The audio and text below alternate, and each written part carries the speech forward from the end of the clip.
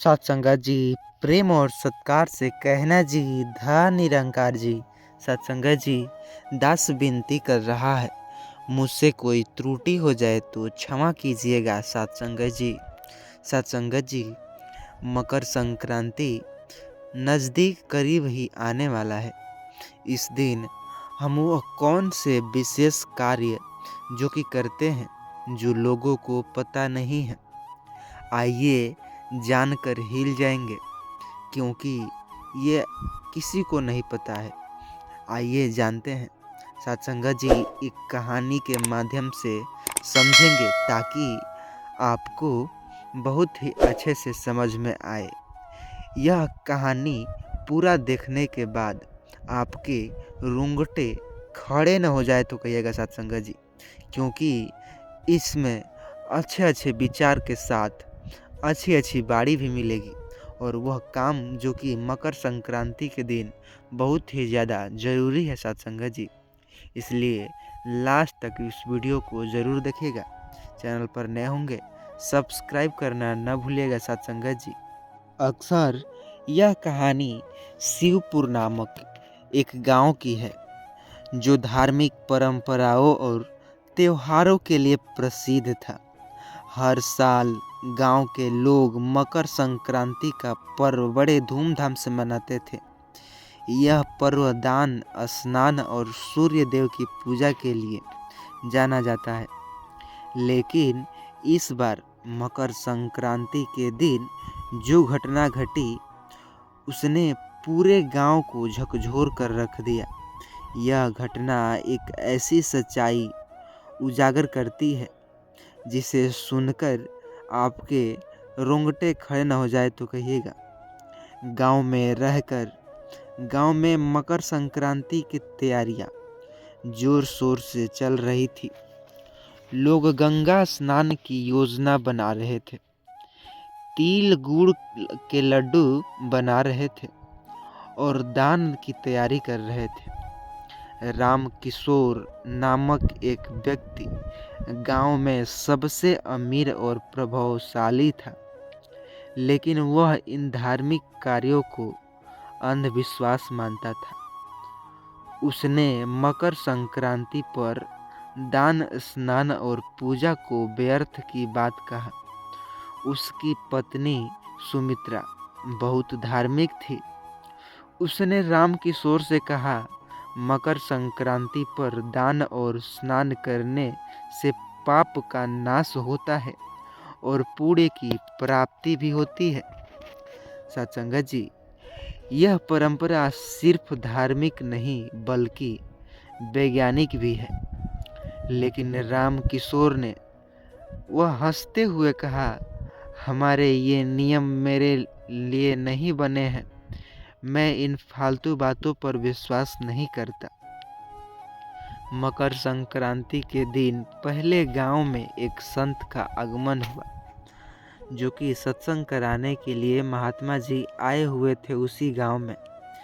मकर संक्रांति का पर्व केवल एक जो कि त्योहार नहीं बल्कि एक आत्मा का शुद्धिकरण है। जो इस दिन दान, स्नान, पूजा नहीं करता, वह अपने जीवन की सबसे बड़ी भूल करता है। संत ने आगे कहा, जो लोग मकर संक्रांति को अनदेखा करते हैं, उनके जीवन में दरिद्रता और अंधकार आ सकता है। यह दिन सूर्य देव को समर्पित है, जो प्रकाश और जीवन देते हैं हमें। अक्सर हम तो अनेकों गुरुओं को मानते हैं और अनेक भगवान भी हैं, लेकिन जो हमें प्रकाश देता है वह जीवन देने का कार्य करता है। उनका अपमान विनाश का कारण बन सकता है। राम किशोर ने संत की बातों को मजाक में ले लिया। कहा, मेरा जीवन तो सबसे पहले ही समृद्ध है, मुझे दान या पूजा की कोई ज़रूरत नहीं। अगले दिन मकर संक्रांति का सूर्योदय हुआ। लोग गंगा स्नान के लिए निकल पड़े। हर कोई तिल गुड़ का दान कर रहा था। बच्चे पतंग उड़ा रहे थे और पूरा गांव उत्सुक के रंग में डूबा हुआ था। राम किशोर ने उसके लिए तो शुरुआत शराब और जुए से। उसने तिल गुड़ के लड्डुओं का मजाक उड़ाया और कहा, यह सब पुरानी परंपराएं हैं। आज तो असली मजा जुआ खेलना, दावत देने में है। जैसे ही सूर्य डूबा, गांव में अचानक अजीब घटना हुई। राम किशोर के घर में सभी लाइटें अचानक से बंद होनी स्टार्ट हो गई। उसके नौकर चाकर डर के मारे घर छोड़कर भाग गए। राम किशोर ने इसे सामान्य घटना समझा। उसने मोमबत्ती जलाई और शराब पीने लगा। लेकिन तभी उसे ऐसा लगा कि जैसे कोई अदृश्य शक्ति उसके घर में चल रही हो। आधी रात को राम किशोर, जो कि अपने घर में अजीब आवाज़ें सुनी, वह डर के मारे उठ बैठा। उसने देखा कि उसके घर के आंगन में एक बड़ा सा काले रंग का परछाई जैसा धुंधलापन फैल रहा है। उसने सुमित्रा को जगाया और कहा, यह सब क्या हो रहा है? सुमित्रा ने कहा, यह तुम्हारे पापों का फल। मकर संक्रांति के दिन तुमने न दान किया, न स्नान किया, न ही पूजा किया। यह सूर्य देव का अपमान भी किया। उस रात राम किशोर को सपना आया। उसने देखा वह एक गहरे अंधेरे कुएं में घिर गया है। कुआं जो कि हजारों तिल गुड़ के लड्डू पेड़ है, जो उससे डरा। तभी उसने संत की आवाज़ सुनी, तुम्हारे कर्म तुम्हारे विनाश का कारण बनेंगे। मकर संक्रांति के नियमों को तोड़ना, यह परिणाम तुम्हारा यही है। सुबह राम किशोर घबराकर उठा, लेकिन उसने इसे एक बुरा सपना मान लिया। कुछ दिनों बाद राम किशोर के घर में सच में अजीब घटनाएं होने लगी। उसकी बेटी अचानक, उसका तबीयत खराब। डॉक्टर ने कहा कि वह किसी गंभीर जो कि बीमारी से ग्रस्त हो रही है। सुमित्रा ने कहा, यह सब मकर संक्रांति के दिन तुम्हारे अपमान का परिणाम हो सकता है। अगर तुमने दान और पूजा की होती तो यह सब नहीं होता। राम किशोर ने संत को बुलाया और अपनी समस्या बताई। संत ने कहा, तुमने सूर्य देव को मकर संक्रांति का अपमान किया है। भला जो तुम्हें रोशनी देता है, जीवन देता है, उनका तुमने अपमान किया है। अब तुम्हें प्रायश्चित करना होगा। संत ने उसे अगले मकर संक्रांति के दिन गंगा स्नान करके तिल गुड़ का दान करने के लिए भगवान सूर्य की आराधना के लिए कहा। अगले साल राम किशोर ने मकर संक्रांति के सभी नियमों का पालन किया और उसने गरीबों को दान दिया, गंगा स्नान किया और सूर्य देव की पूजा। धीरे धीरे अचानक सभी बीमारियां जो कि लुप्त होने लगी। उसने सुमित्रा से कहा, तुम सही थी, मैं गलत। मकर संक्रांति केवल एक त्योहार नहीं है, बल्कि जीवन को सुधारने का अवसर है। सत्संगत जी, यह कहानी हमें यह सिखाती है कि मकर संक्रांति केवल परंपरा नहीं, बल्कि ईश्वर से जुड़ने का माध्यम है। हमें भला हम सत्संग करते हैं तो सुमिरन सत्संग किया करें, ये तो अलग बात ही है। लोग अपने ईश्वर को सभी पूजा करते हैं, हमारे लिए तो बस सुमिरन ही है। इस दिन दान, स्नान और पूजा अवश्य करनी चाहिए। यह पापों को मिटाने और जीवन को सुखमय बनाने का अवसर देता है। मकर संक्रांति का पालन करें और सूर्य देव की कृपा से जीवन को रोशन करे। सत्संगत जी, प्रेम और सत्कार से कहना जी, धन निरंकार जी। अक्सर यह वीडियो आपको तनिक भी पसंद आई हो, इस वीडियो को लोगों तक व्हाट्सएप के ज़रिए शेयर करना न भूलिएगा और साथ ही इस चैनल पर नए होंगे सब्सक्राइब करना भी न भूलिएगा, क्योंकि ऐसे ऐसे जो कि कहानी इस चैनल पर मिलते हैं सुनकर जाइए चलते हैं एक ऐसी कहानी जिसे सुनकर ही अंदाज़ा लगाया जा सकता है। सत्संगत जी, प्रेम और सत्कार से कहना जी, धन निरंकार जी। सत्संगत जी, अक्सर लोग मंगलवार के दिन बहुत से भोजन को बनाते हैं जिसे कहते हैं वह नहीं खाए जाते हैं। अक्सर आपने सुना होगा मंगलवार के दिन यह एक चीज़ जो कि कभी नहीं खाने चाहिए। आपने वह कौन सी चीज़ है जिसे खाने से घर में दरिद्रता आती है? मंगलवार के दिन अक्सर जो कि प्रभु एक है, हम अनेकों रूप में उन्हें पूजते हैं। कोई अल्लाह या फिर हमें निरंकारी विचार के माध्यम से समझते हैं। कोई भगवान को मानता है, कोई हनुमान जी को मानता है कि यह मंगलवार का दिन जो हनुमान जी का दिन है। लेकिन क्या आपको पता है यह सच में यह एक चीज़ जो कि नहीं खाते हैं। पुराने समय की बात है, एक छोटे से गांव संपन्नपुर में एक परिवार रहता था। यह परिवार बेहद अमीर और अपने ऐश्वर्य के लिए पूरे गांव में प्रसिद्ध था। विनायक नामक इस परिवार में एक मुखिया ने अपने पूर्वजों से विरासत में खड़ी जो कि बड़ी संपत्ति पाई थी। हालांकि विनायक का एक दोस्त था, वह धार्मिक जो कि नियमों और परंपराओं को अंधविश्वास मानता था। उसकी पत्नी सुमित्रा धार्मिक की थी, हमेशा उसे भगवान और नियमों की याद दिलाती, पर विनायक उनकी बातों को हंसी में टाल देता। सत्संगत जी, यह कहानी ऐसी है जिसे सुनने से आपकी जो कि रूह कांप न जाए तो कहिएगा। सत्संगत जी, वीडियो को लास्ट तक जरूर देखिएगा। चैनल पर नए होंगे सब्सक्राइब करना न भूलिएगा। सुमित्रा हर मंगलवार को उपवास रखती और भगवान हनुमान की पूजा करती। वह मानती थी कि मंगलवार को भगवान हनुमान की कृपा से घर में सुख शांति और समृद्धि बनी रहती है।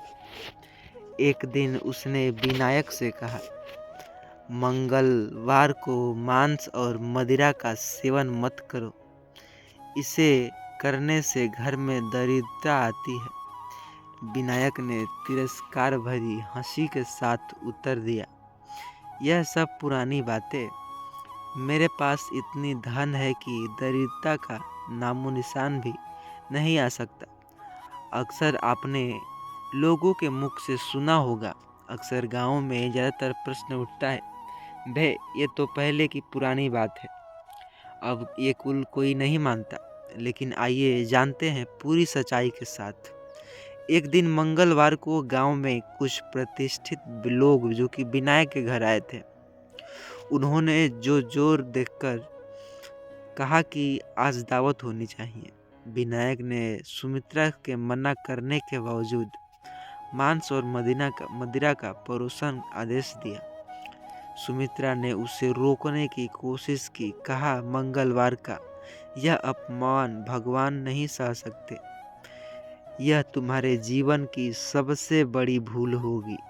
लेकिन विनायक ने उसकी एक सुनी जो कि दावत शुरू की और घर में शोर शराब होने लगा।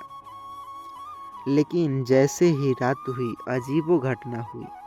रात के समय, सच्ची कहानी है, रात के समय जब सभी मेहमान सो चुके थे, घर में अचानक बिजली कट गई। विनायक के घर अंधेरों से जूझ गया। ऐसा कोई समस्या पहले कभी नहीं हुई थी। उसने नौकरों से कहा कि जल्दी से व्यवस्था सुधारे। तभी एक नौकर ने डरते हुए कहा, मालिक, घर के आंगन में कुछ अजीब सी आवाज़ें आ रही है, क्या आपको सुनाई दे रही है? विनायक ने हंसते हुए कहा, यह सब तुम्हारा भ्रम है। लेकिन जब वह खुद आंगन में आया और देखा तो उसे महसूस हुआ कि ठंडी हवाई के साथ अदृश्य शक्ति की उपस्थिति है। उस रात विनायक को एक भयानक सपना भी आया। उसने देखा कि उसका घर खंडहर में बदल चुका है और उसकी धन जो कि संपत्ति राख हो गई है। उसने देखा कि एक विशाल काले रंग की छाया से पकड़ने की कोशिश कर रही है उसे। सुबह जब वह उठा तो उसका पूरा शरीर पसीने से भीगा हुआ था। सुमित्रा ने उसे चेतावनी दी, यह भगवान का संकेत है। अगर अब भी तुम अपने कर्म नहीं सुधारे तो तुम्हारे जीवन में अंधकार छा जाएगा। लेकिन विनायक ने इसे अपने मानकर टाल दिया। महीनों दिन बाद विनायक के व्यापार में अचानक से घटाई शुरू होने लगी। जिस सौदे ने उसे लाखों की लाभ देता था, वह अब रत्ती भर पैसों की कमी छोड़ता। उस कर्मचारी उसे छोड़ना शुरू कर दिया। सुमित्रा ने उसे याद दिलाया, यह मंगलवार का नियम उल्लंघन है। परिणाम उसी का है। भगवान की कृपा से फिर भी प्राप्त करने के लिए पश्चाताप करो। लेकिन विनायक ने इसे आर्थिक मंदी मान लिया और कहा, यह सब समय का खेल है, मैं इसे बदल दूंगा। धीरे धीरे विनायक के परिवार में कलह बढ़ने लगी। उसके भाई बहन जो पहले एक साथ रहते थे, अब उसकी पत्नी और उसकी जो संपत्ति ने जो कि आपस में लड़ने लगे। सुमित्रा ने विनायक को फिर से चेताया, यह सब भगवान के नियमों का अवहेलना है। तुम अच्छे कर्म क्यों नहीं करते?